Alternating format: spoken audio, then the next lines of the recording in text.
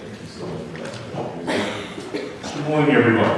I'm happy Sabbath to all of you. Oh, my, that was a big happy Sabbath. You know, coming from California,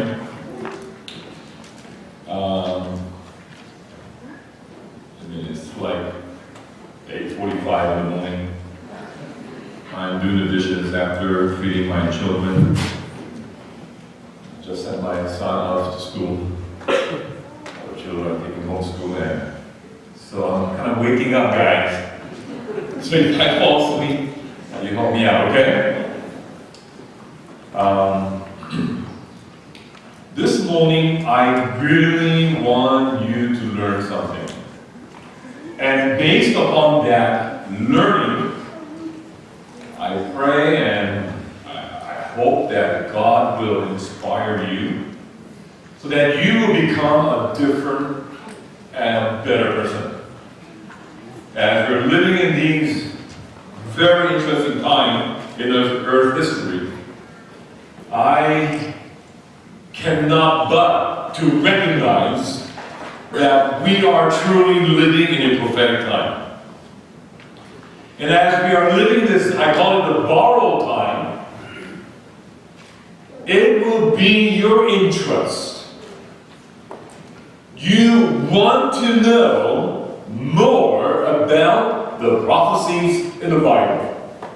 I understand you may not need to understand everything from Genesis to Revelation, every book in the Bible. You may not need to know all the details. But if there is a book in the Bible that Jesus recommended for us to study, it's got to be the book of Daniel.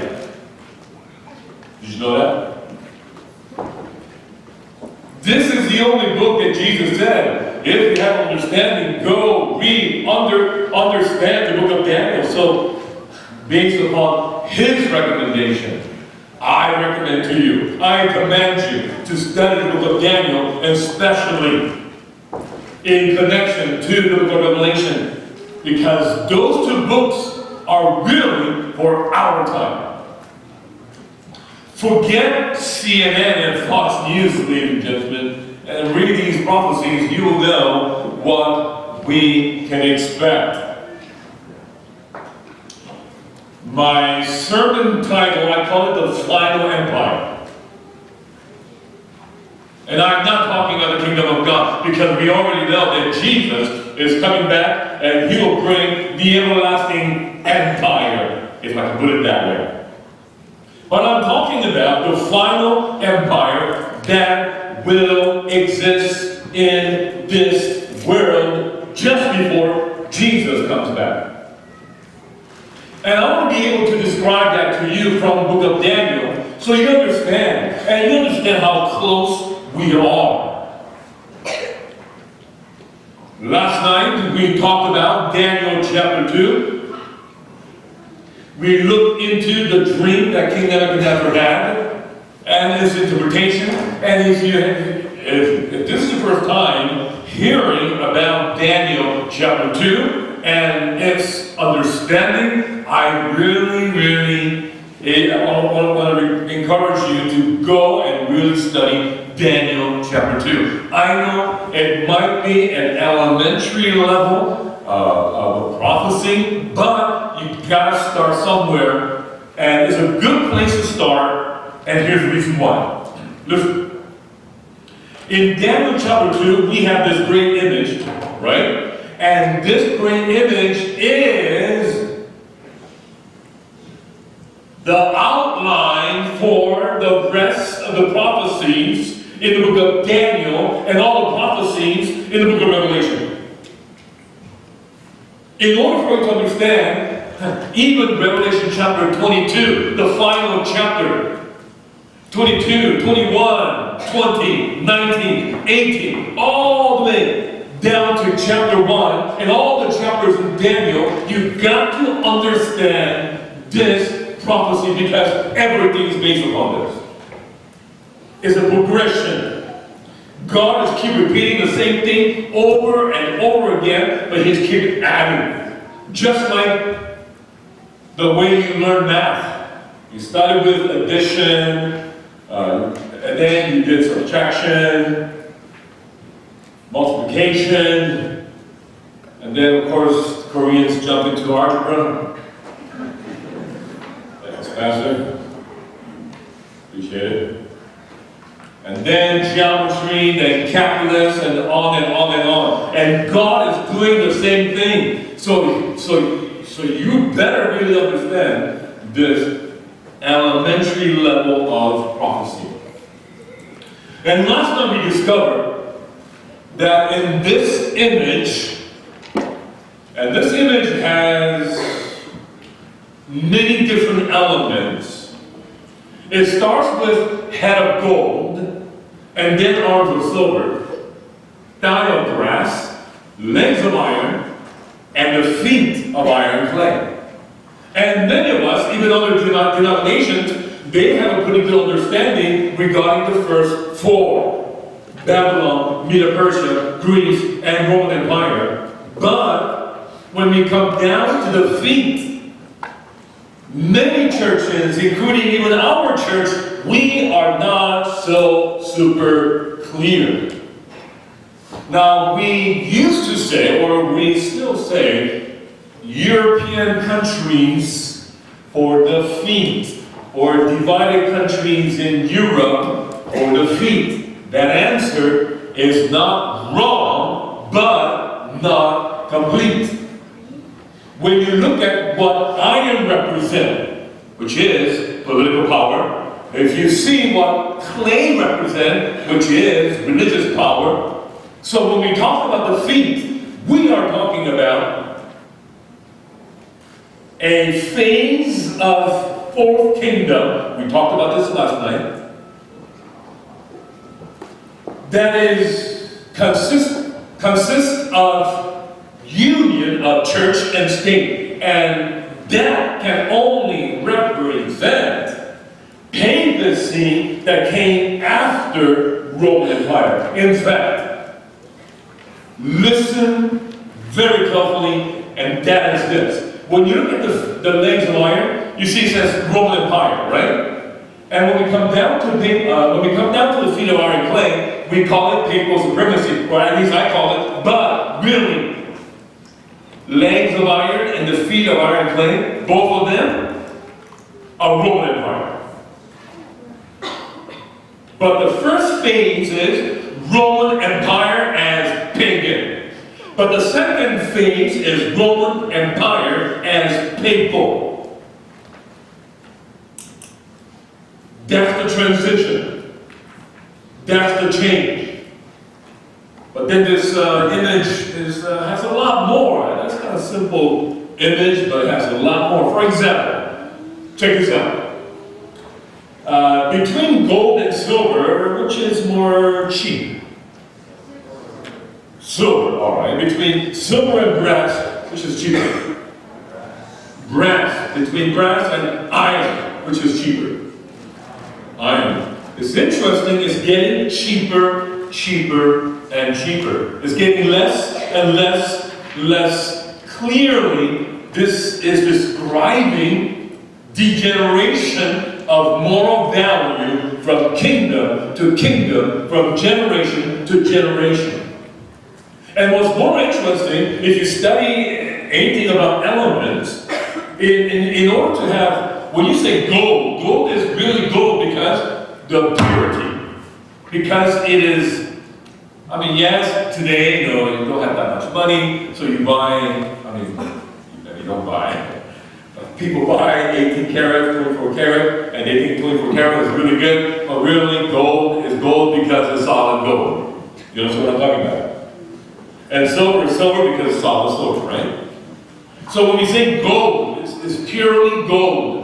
Silver, purely silver. But then when you come down to brass and iron, it's a mixture. So just look at the elements themselves. It went from purity to, in a sense, impurity.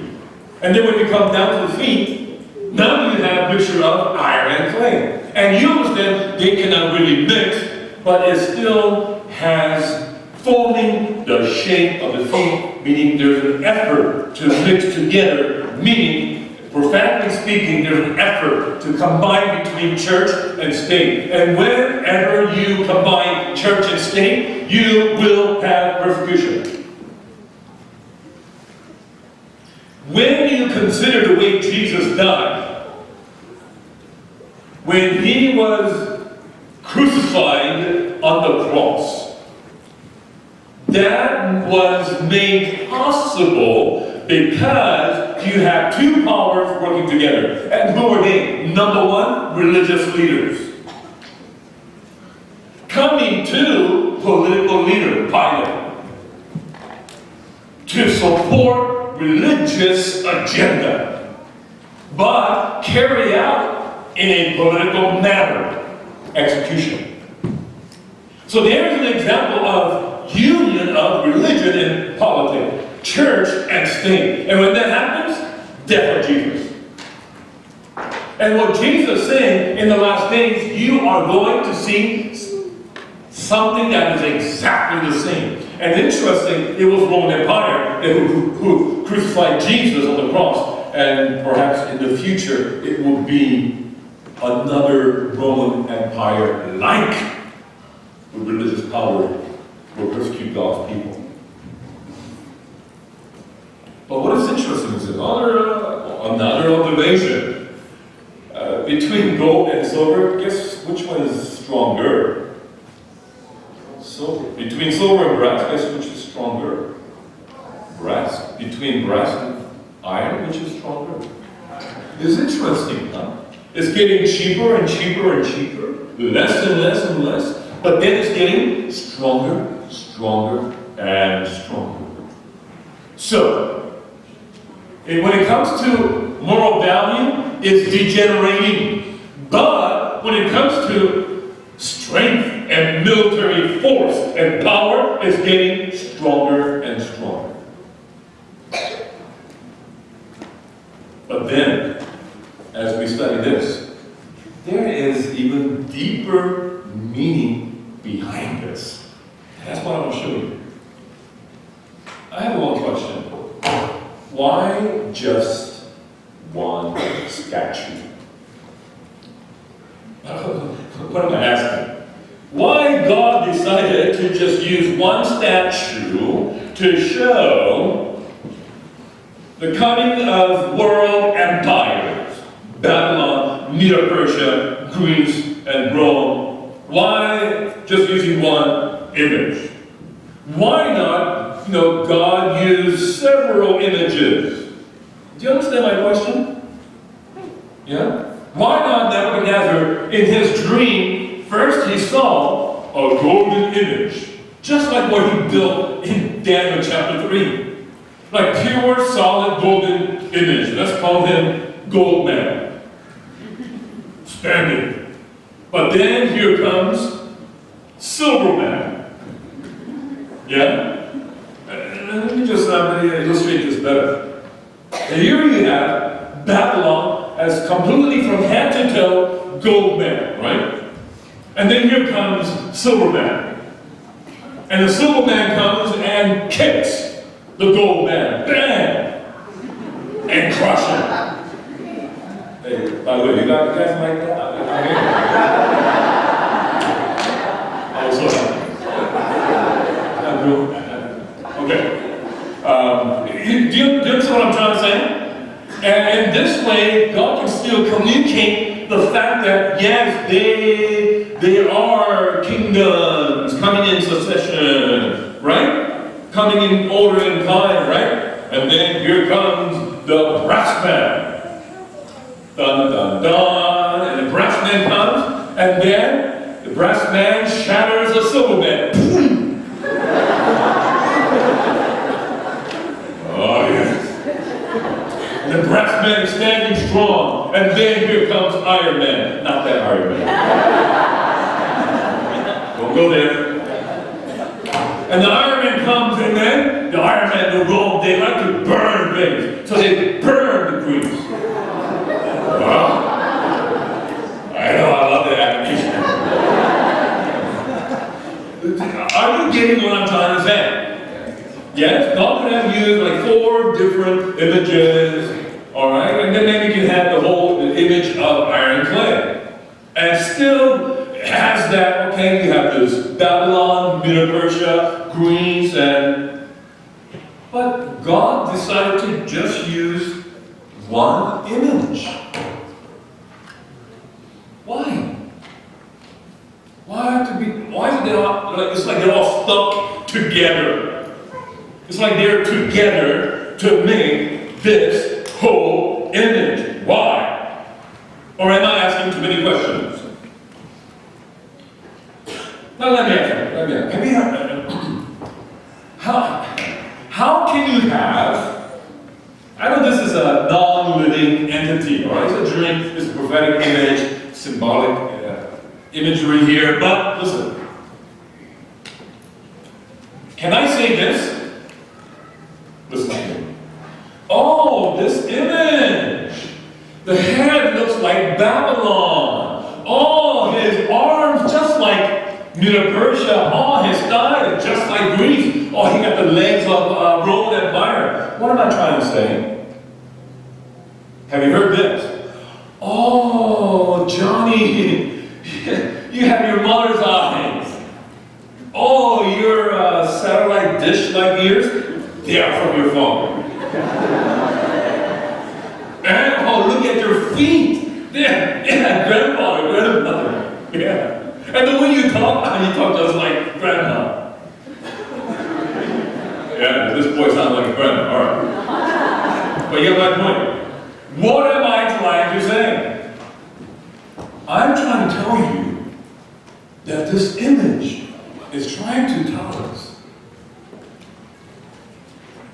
that these kingdoms, yes, they did come in order, but they came when Medo-Persia came to take away Babylon. Medo-Persia took away political power of Babylon, but it was as though Medo-Persia married with Babylon. So it embraced Babylon. So when Medo-Persia existed, in the time of Medo-Persia, it was not just Medo-Persia, only their culture, their art, their language, their religion. It was all mixed together with Babylon. Are you listening? Are you thinking, listening? This is very important. And then when Greece came and conquered Medo-Persia, it was not like they completely go away with Medo-Persia. No, they embraced Medo-Persia's characteristics. And Medo-Persia already had whose characteristic? Babylon, exactly. So when Rome came, ladies and gentlemen, when Rome came, Rome embraced Babylon, Medo-Persia, Greece, all together. It's a continuation. In this sense, listen, Babylon, the head, their characteristics continue down all the way to the feet. This is precise reason why just about most of those kingdoms are considered Babylon. The whole image, in fact, is called Babylon. In the Bible, it says, you are what you think. And you think with your head. I know this image cannot think, but if you can use that illustration. Head is a thinking place, so you are what you think. If the head is Babylon, the whole thing is Babylon. You are this head of gold. Babylon is the head of this gold, right? But then it's interesting, in Ezra chapter 5, verse 13, when Cyrus conquered Babylon, he is called the king of... Interesting. Yes, he's called the king of Persia too, but there is an indication that he's king of Babylon because they actually, in many sense, they admire Babylon. They want Babylon. Continuing. In 1 Peter chapter 5, verse 13, we're talking about Apostle Peter. We're talking about in the days of Roman Empire, first century. Here, Peter writing a letter to the believers, and then at the end of his letter, he says, to the church that is at where? It says Babylon, but ladies and gentlemen, back in those days, literally speaking, literal city of Babylon, no one lives there. Even now, no one lived there. So what do you mean, Peter, a church that is in Babylon? What do you mean? Don't you know, back in those days, Babylon, it was like a secret code word. Babylon was used to describe Rome.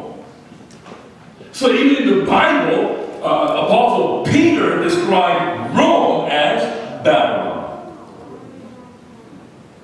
And then, Revelation chapter 17, verse 5, describing papacy, describing that, the first beast in Revelation chapter 13, and it says, mystery, Babylon the Great, the symbolic, the spiritual Babylon. At the end, she's called Babylon. Can't you see? Babylon continues from the top to the bottom. But Babylon is keep adding new things. Medo-Persia, Greece, Rome. And at the end, papacy. So really, papacy, listen very carefully. Papacy is a big mixture of Babylon, Medo-Persia, Greece, Rome, all together in one big pot. So then, my question is this. So what are the characteristics continue? Like, for example, what characteristic, if we can choose one, listen, if we can choose one characteristic from Babylon that is unique, because God is trying to say, when you study Daniel chapter 2, when you study this image, you better know that at the end, when the image is complete, listen, when the image is complete, this image has characteristic of Babylon, characteristic of Medo-Persia, characteristic of Greece, characteristic of Roman Empire, and characteristic of papal power. So, but what are the characteristics from each kingdom, each empire, that we need to pay attention to? Because if you want to know about the characteristics of Babylon, and if you go to encyclopedia, man, there are so many unique, interesting characteristics of Babylon. For example, hanging garden, their math, their understanding of language, their art, amazing. So there are so many characteristics, but which one that needs to be part of the image? Well, the only way to do this is, the question is, what does the Bible say about Babylon? Does the Bible really speak about the hanging garden? No, not really. Does the Bible speak some about their architecture? A little bit, but not majorly. So what major characteristic of the Bible, I'm not talking about encyclopedia or history book, I'm talking about Bible alone, is really emphasizing. Babylon is really known for this, and the Bible keep repeating this one point again, and again. And the best place to start, Daniel. Daniel chapter 1, 2, 3, 4, 5. 5 chapters are talking about Babylon. And all 5 chapters have one thing in common. And that is idol worship. Daniel chapter 1, changing the Hebrew names into Babylonian names, Babylonian gods. Chapter 2, God gave the dream, but he gave the dream in the imagery of Babylonian idol. Chapter 3, Nebuchadnezzar set up an idol for all to worship. Chapter 4, King Nebuchadnezzar, he was actually worshiping himself. He became that idol. Chapter 5, King Belshazzar, what was he doing? Celebrating. Celebrating what? The gods of gold and silver and the brass and the rock. Idol worship. Interesting enough, even the book of Daniel, Bible keeps saying, listen, when you study about Babylon, you have to know one thing about Babylon. Idol worship.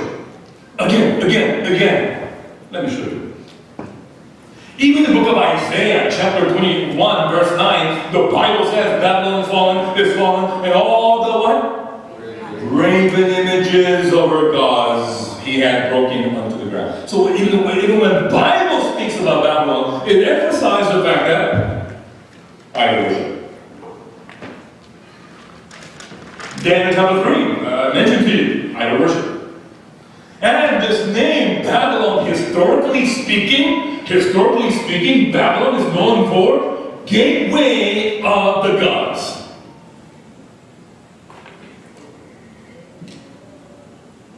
And the question is, okay, in Babylon they have so many gods, so many of them, I don't know how many, but I know in India they call it 3.3 million gods. They have gods for everywhere. So then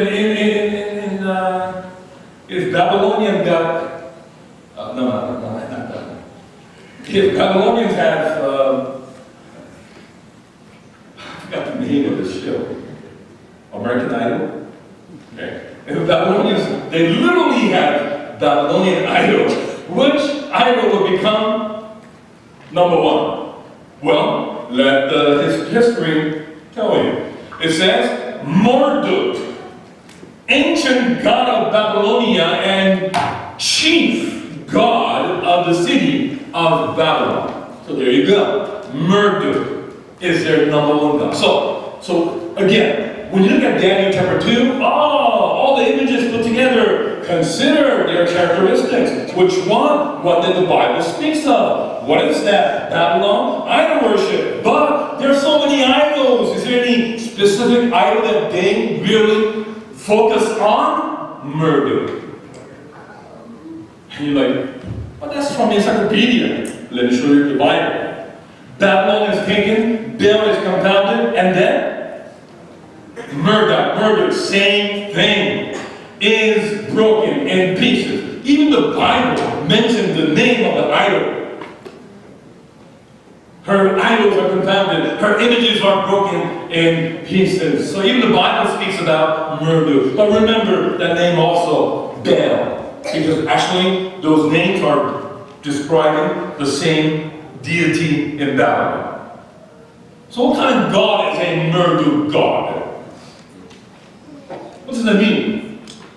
Literal meaning, bull calf of the sun. And interesting, it may not be so significant, but they usually use gold to make this bull calf of the sun. Gold. And so what's going on here is, when we say Marduk, we're literally talking about sun god. So when we say Babylon, what is the main characteristics of Babylon? Idol worship. Which god is their main god? Marduk. What kind of god is that? Sun god. Marduk acknowledged as the creator of the universe and of humankind, the god of light and life, the ruler of destinies. He rose to such eminence that he claimed how many titles? Interesting.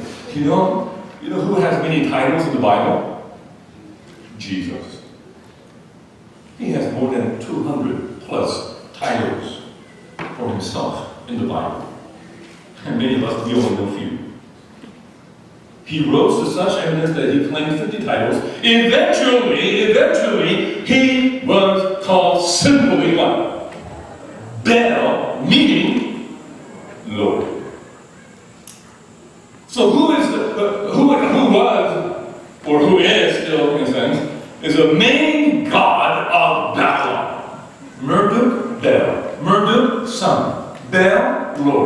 Son, Lord. You know what's interesting? I'm just making an observation. Just interesting.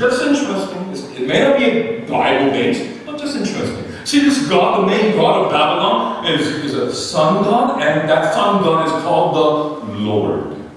What's interesting, in Latin language, in Spanish language, Sunday is called Domingo. Sunday, a day to honor the sun, they call it Domingo. Domingo means the Lord. Isn't that interesting? Come on, am I the only one like, what's up with that? Why? Is there history behind it? Why don't they call Domingo? Any Spanish-speaking people here? Okay, you Korean. You better eat a little more Taco Bell, okay? How do you say sun in Spanish? You should call it solo something, right? Yes or no? How do you say Monday in Spanish? Lunes. And luna means what? Moon. Right? So they should call Sunday solo Sunday. I don't live in California, I speak Spanish. I just know you get that, okay? But do you know what I'm saying? Right? They should call it solo something, but they call it Domingo. Why? Obviously, the history behind it is Day of the Lord. But it's interesting how those end up coming together as one. On Sunday, they call it the Lord's Day. So, when we talk about Babylon, what are we talking about? Idol worship. But what kind of God? Sun worship. Even in the days of, during the time of Babylonian captivity, when the Israelites in Jerusalem, when they apostatized, guess what they were doing? According to the Bible, Ezekiel chapter 8, verse 16, it says, they, Israelites, worship the what? Sun toward the east. And they had their backs towards the sanctuary. So they turned their backs and they ended up worshiping the sun during Babylonian captivity, a time when sun worship was popular.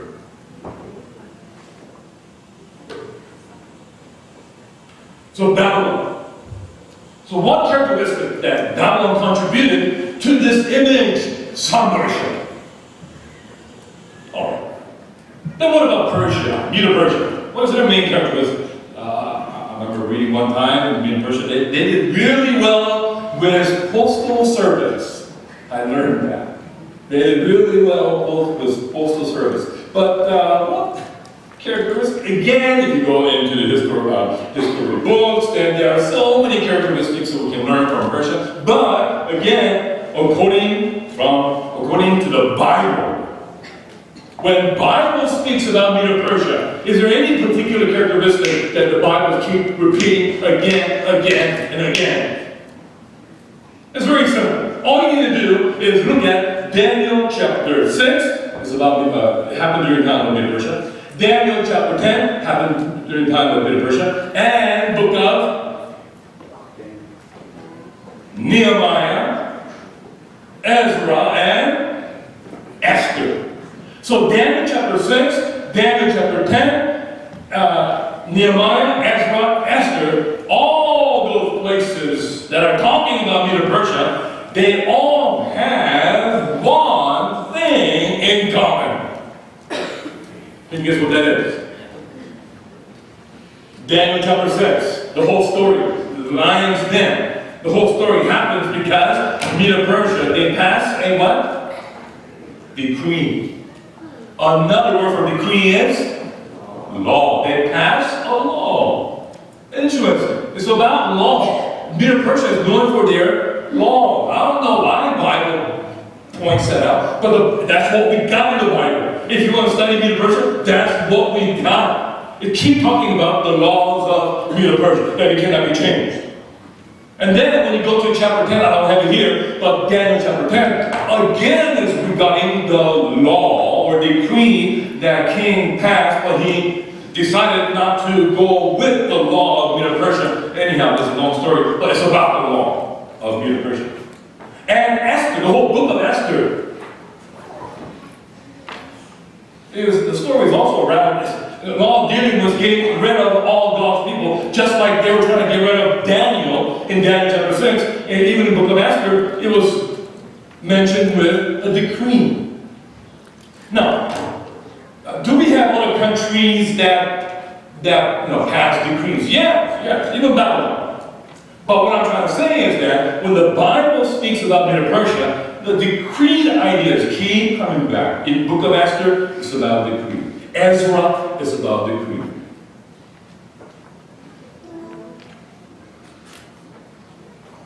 So then, what characteristic that Medo-Persia contributed to the image? Laws, decrees. All right. Then the question is, what about Greece? When we study Greece, obviously we know about the Alexander the great warrior general, fighter, conquered the whole world. So funny that when Alexander the Great came to India, he went to the seashore and he began to cry. He cried when he came to India. You know why he cried? He was 33 years old. 33, can you imagine? He cried because he's like, I have no more countries to conquer. That's why he cried. He forgot about Korea, but anyhow. But yeah, he conquered the whole world. But again, if you go to encyclopedia, so many characteristics about Greece, right? But according to the Bible, when Bible speaks about Greece, what is that? Check this out. Greeks. Acts 17, verse 21, for all the Athenians, Greeks, okay? Grecians, and strangers which were there spend their time in nothing else, but either to tell or hear some new thing. They don't do anything, just sit around and talk. Sounds like gingerbread, huh? And they're just like, what they're talking about? What do they love to talk? The Greeks, they love their philosophy. 1 Corinthians 1:22, Bible, Paul describing the Greeks, he says the Greeks seek after wisdom. Because they love wisdom. They think they know wisdom. Philosophy. Greek philosophy. And then Acts 17:18, the Bible says certain philosophers of the Epicureans and of the Stoics encountered him. Again, the Bible speaks about these people as philosophers. Colossians 2:8, beware lest any man spoil you through philosophy. So when we talk about Greece, what are we talking about? What characteristic the Bible is speaking of? Greek philosophy. Now, what is Greek philosophy?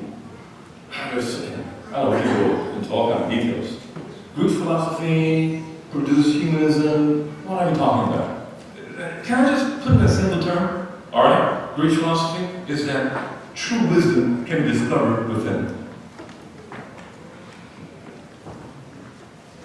And that true wisdom they can discover within, obviously they forget about fearing God. That wisdom should be good for common good for all humanity. Greek philosophy. Completely ignoring the wisdom of God. Okay. Then pagan Rome, or Roman Empire. What characteristic does the Bible say about pagan Rome? Roman Empire. It's interesting, in Daniel chapter 2 verse 40, when he described the fourth kingdom, which is Roman Empire, fourth kingdom shall be strong as iron. For as much as what? Iron word please. Break in pieces and subdue all things. As iron that what? Break all these. Shall it? Next word. Break in pieces and bruise. Now there's one word that the Bible keeps repeating. What word is that? Break, break, break. God keeps saying Rome is known for breaking things to pieces. It's describing their military power. But what's interesting, at the end of that text, it used the word bruise. And it's interesting, during the time of the Roman Empire, the Bible says Jesus was bruised for our iniquities. And of course we know, spiritually speaking, he was bruised spiritually. He took our guilt, but at the same time, literally, he was bruised, meaning persecuted on the cross.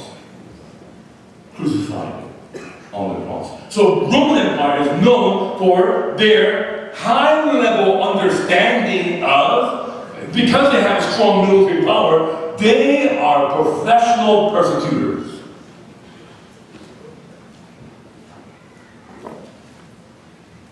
They know, they call it 40 lash, but they only give 39 because number 40 will kill you.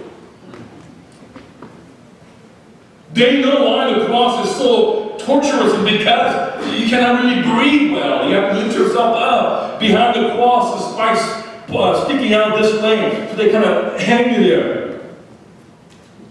Slow draining of blood will give you the most painful suffering. They study, they're really good at this. An interesting Rome, literally, look it up. Go study the meaning of the word Rome. It means strength and power. And Jesus, and the soldiers, Roman soldiers, when they had crucified Jesus. So when we talk about pagan Rome, we're talking about, according to the Bible, again, according to the Bible, persecuting power.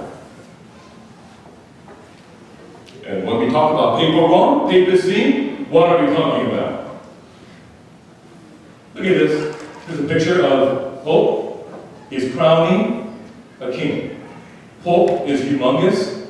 King is a midget. I guess back in those kings, they had midget kings. I don't know. Looks like circus to me. But look at this. You know why? You know why they did it? Why?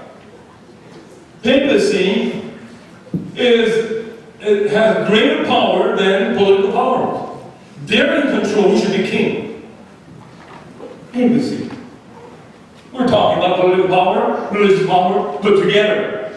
Papacy, look at this. I'm not going to read the whole thing. Is an ecclesiastical system and a political force. And I got this from Catholic Encyclopedia. Thank you. It's right there. So then you have papal Rome, according, I can't go into all the Bible texts, but it's pretty clear, papacy or papal Rome, we're talking about ecclesiastical political power put together. Listen, what I'm going to tell you is really important. Listen. When the whole image is made up, and if you can think with me this way, because if you think this is a literal image, then you have to build things, in a sense, kind of bottom up. But this image is being built top down, because the historical time that it is required. So when the whole image is complete, then this image has all these characteristics combined. Which means somebody is building this image, and that someone is wanting this image to have some worship, laws, Greek philosophy, persecuting power, with ecclesiastical political power all together. Why? What's interesting is that Revelation chapter 13, verse 2, and the beast. Is that word beast? That's the first beast. That's papacy. And the beast which I saw was like unto what? Leopard. And the leopard comes from Daniel 7. Greece. And his feet were as the feet of bear, and that comes from Daniel 7, Medo-Persia. And his mouth as the mouth of a, that comes from Daniel 7, Babylon. So papacy has the characteristics of Greece, Medo-Persia, Babylon, has the power of the dragon, as a Roman Empire. So this image is a composite of Babylon, Medo-Persia, Greece, Rome, all put together as one. Just like, it's like saying papacy has all of these things. Same thing. When Babylon was existing, it was only Babylon. When Medo-Persia was existing, it was Medo-Persia and Babylon. When Greece was existing, it was Greece, Medo-Persia, Babylon. When Rome was existing, it was Rome, Greece, Medo-Persia, Babylon. When papacy existed in the past, it was Babylon, Medo-Persia, Greece, Rome, all put together. That's why in Revelation 13, describing papal power as a beast, this beast, he has a mouth of a lion, feet of bear, body of a leopard, and has the power of a dragon. All of them put together. So this is pretty clear. Someone is building this image. Composite beast. And I call Daniel 2 composite elements. So it was, when Babylon came, it was only Babylon. When Medo-Persia came, Medo-Persia and Babylon. And to keep building until when it's all complete with papacy. And when it's all complete, what's the agenda? So, somebody wants, you see, these things are kingdoms, right? But then, when it's all complete, I call it the final kingdom on earth. And the final empire, final kingdom, has to have all these characteristics. Why? Let me guess. My guess is this. Listen. Final empire has agenda. What agenda? To rule the world. How? This is how. Asking everyone to worship the Son. Rule the world by asking everyone to worship the Son. How are they going to ask? No, they're not going to ask. They're going to pass a law to worship the Son. They're going to pass Son worship law. What if people don't comply? Well, you're trying to explain to them with Greek philosophy that is good for all humanity. What if they still don't comply and obey? Then you force them with persecuting power. And you do all of these things with ecclesiastical political power in the name of Christian God. Ladies and gentlemen, behold, in Daniel 2, we've already seen national Sunday law. The final empire is trying to control everyone on earth, and we're living at the time. Time to wake up, isn't it? In Revelation chapter 13, verse 15, it's interesting. It uses the language of worship the image. Isn't that interesting? Worship the image. Follow.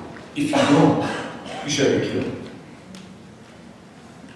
Just like King Nebuchadnezzar, what he did, he set up a golden image, and he was top to bottom of gold. Maybe he wanted the whole image to be Babylon. And in a sense, he's right, prophetically. And then Nebuchadnezzar king sent to gather together the who? Princes, the governors, the captains, and the judges, the treasurers, the counselors, the sheriffs, and all the rulers of the province. When you read all those titles, political parties, political powers, political leaders, you understand? Gathering all the political forces together, the rulers of the province, Moses to come to dedicate the image which Nebuchadnezzar king has set up. So gathering the political power to do what? Religious thing by force. So Daniel chapter 3 is a prophetic story what will happen in the last days. So what happened in the past is nothing new. Back in those days, it was a pagan worship. But in the end time, it will be considered Christian worship, but in force. To you it is commanded, all people, nation, and language, that at what time you hear the sound of cornet, flute, harp, sackbut, psaltery, dulcimer, and all kinds of Babylonian music, ye what? Fall down. The language of fall down includes submit, surrender, yield, give up. Surrender everything and worship the golden image. If you don't, whoso falleth not down in worship shall the same hour be cast into the midst of a burning fire furnace. There are certain Jews whom thou hast set over the affairs of province of Babylon, Shadrach, Meshach, and Abednego. These men, O king, have not regarded thee. They serve not thy gods, nor worship the golden image which thou hast set up. These guys are not worshiping your image. And you know the king was kind of nice to them. Just like that. It will be like, last day will be the same. It will be nice to us in the beginning. Hey, maybe even here, maybe you're occupied, maybe, I don't know, maybe, I'll give you one more chance. Guys, play the music, 1, 2, 3, hit it. Give them a chance. But let the big Hebrew boys, O king, we will not serve thy gods, nor worship the golden image which thou hast set up. Now, my presentation, and you know what happened? A little story. In the fire, so nice, lovely story. Jesus with them. The guys who threw them into the fire, they got burned, not them. And then King saw 4 men walking. What a lovely story. Jesus will be with you all the way, even in the fire. Amen? Amen. But the point that I want to bring out to you is this. The point I want to bring out to you is this, and that is, were there only 3 Hebrew boys? Were there other Hebrew people? And I'm guessing that Hebrews, they like to kind of hang around, just like Koreans. We call ourselves sticky rice. We like to stick together. Yes. So I can imagine on the plain of Dura, the Hebrew people were just standing together all around. And I can imagine the other Hebrew men were saying, hey, what are you doing, man? Come down. I know it's Bible, but you don't have to worship him, you know. God sees your heart. Just, pick up some pebbles. You like to collect pebbles, right? Or if it's not, then just, make a new hobby. Come on. Come down. And when you come down, you don't have to, face the image. Turn your body, just my body is towards Jerusalem. Not the image. Why do you want to die now? That fire is hot, man. And that man could have used the Bible. Could use Bible. Hey, according to Prophet Jeremiah, we're only supposed to be here for 70 years. Which means we're young, we're going back. You want to go back as a coffin or as a live person? Come on, just come down, just only for a few seconds.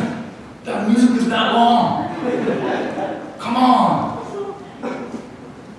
You think maybe that's what they were thinking of other Hebrew people? Yeah? Making making all these reasons to survive in the last days. It's not about surviving. It's about standing. But I want to go a little deeper. Because the Hebrew boys, they made a decision to stand not on that day. Not on that day. Why? They knew how. King Nebuchadnezzar building that golden image, it only took a few days? No. It takes months of preparation. Why do you think the fiery furnace was right there? They used that to melt the gold down. Which means, for months, maybe some years, Hebrew boys they saw on the plain of Dura was going up. They saw the smoke going up. They saw the skeleton structure going up. They saw gold being melted down. They saw the image being built up, step by step. They can see it. And every time they see that smoke going up, every time they see that gold goes up, in their heart, decision, commitment goes up. The time will come that we may have to die. I have made that decision as I'm watching the image gold. You understand? And ladies and gentlemen, today we are seeing the image is going up. How do I know? This is how I know. They call it the New Roman Empire. Do you understand? Global control is coming. I know. Humanly speaking, I apologize for such a scary story. That is my little tour. Listen. It's kind of scary, isn't it? Global control, new world order. We don't want to think about this. We just want to sing the song, Jesus loves me, this I know. I hope I can survive. The Bible tells me so. And then somehow we have to really think about it, but there's a reason why God put camels in the desert. You know why? Because God gave camels the right equipment to live in the hot desert. And the last generation, the final generation, God has given you the right equipment. The Bible, the spirit of prophecy, the knowledge and wisdom. He has given us the right equipment. We can do this with God's help. We're living in the days as we see image being built up. Agenda is almost done. And look at this. This may shock you. Pope Francis wants to be president of the world. Interesting, he's making these kind of announcements right now when we are choosing a new president for the U.S. Brothers and sisters and ladies and gentlemen, I suggest only one thing to you. As we are seeing these things are happening around us, I know it can be scary, but without fear, but by faith. Someone says today, the opposite of faith is not doubt, but it's without fear. Fearlessly, let us prepare our hearts to stand. And as I ask the singers to come to do the final song, I want you to think about this very carefully, seriously. And I'm not saying again, the end is here, like next year or something will happen. I'm not that kind of Bible student. But when you see things like this, the image is almost done. So let's get ready with love and faith and hope.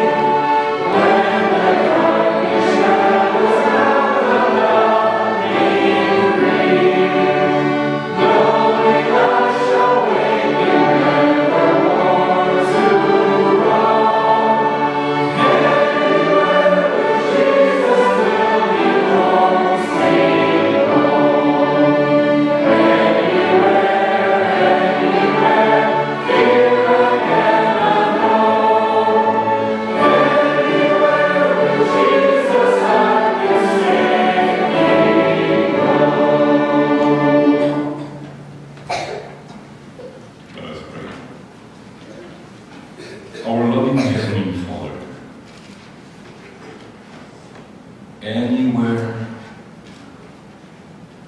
and literally anywhere. We can go because you go with us. And we can go anywhere without fear.